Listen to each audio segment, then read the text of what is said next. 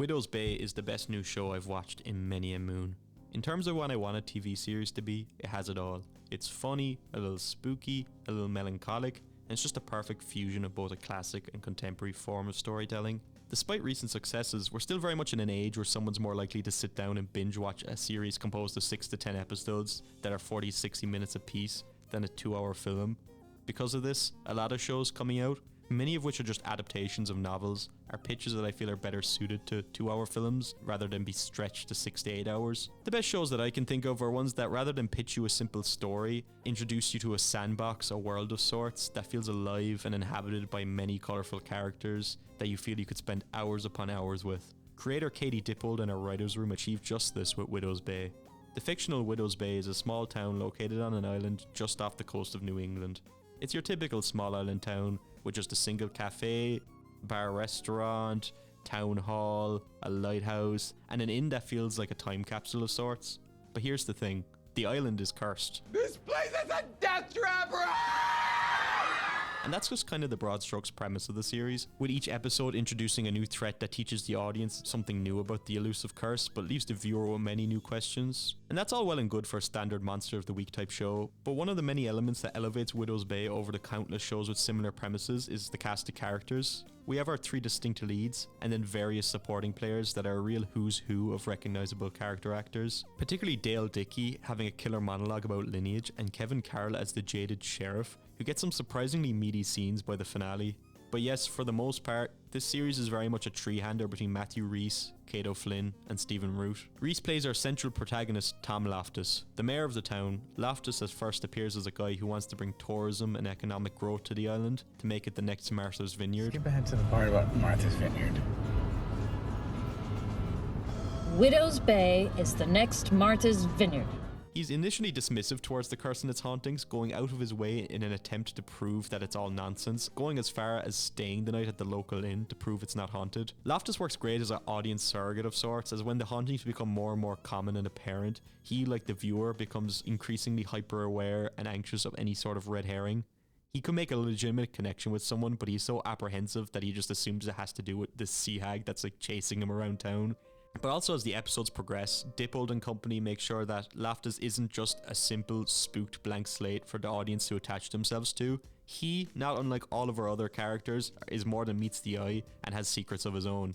Yet, he still retains a rootable quality, and that's all thanks to Matthew Rhys, who's giving a career-defining performance. I've never seen a character look so constantly spooked all the time.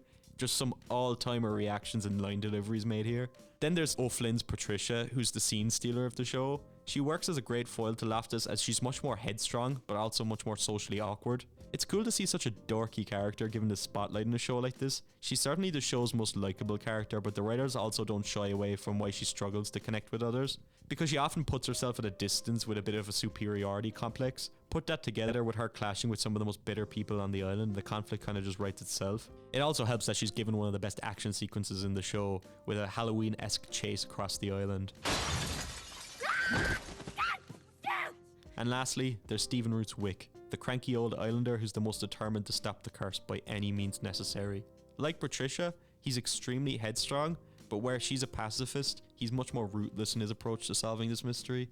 The more cowardly and impressionable Loftus then goes back and forth between these two modes, which kind of makes this the ideal trio to center this mystery around. Root makes what would be a frustrating character very charming, as he's just chewing scenery left, right and center. He's a hard ass but deep down is a softie, the type of characterization we've seen many times before, but it's cliche for a reason, and it's executed rather successfully here. But the writing and characterization is only half the reason the show is so successful, it's also just a technical marvel. Hiro Murai leads a superb team of directors to establish a tone and visual flair that's so distinct and innovative. Many shows today are edited in such a quick-cut, Instagram reel-friendly manner as if they're desperate to hold our attention. In a time where second screen viewing is the norm, Widow's Bay defies this by letting a shot linger, letting a feeling hold, through a slow zoom or a pan, creating a distinct atmosphere.